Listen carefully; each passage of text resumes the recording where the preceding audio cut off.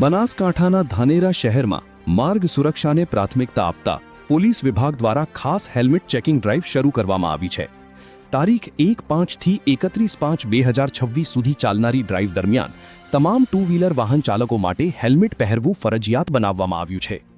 Dhanera police દ્વારા મળતી માહિતી મુજબ છેલ્લા કેટલાક સમયમાં માર્ગ અકસ્માતોમાં વધારાની નોંધ લેવાઈ છે, જેમાં મોટાભાગના બનાવોમાં હેલ્મેટના ન પહેરવાના કારણે ગંભીર ઈજાઓ અથવા મોત થયાના કેસ સામે આવી રહ્યા છે।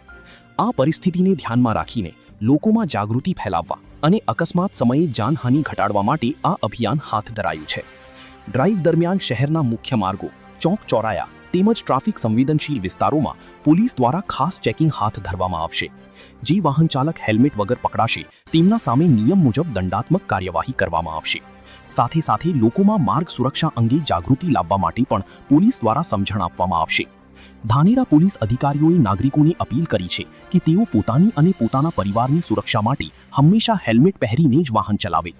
હેલ્મેટ માત્ર દંડથી બચવા માટે નહીં, પરંતુ જીવન બચાવવા માટે જરૂરી છે। આ અભિયાન દ્વારા ધાનેરા શહેરમાં માર્ગ સુરક્ષાનું સ્તર વધે અને અકસ્માતોની સંખ્યા ઘટે તેવી પોલીસ વિભાગ આશા વ્યક્ત કરી છે। Bureau chief Arvind Rana, Banaskantha.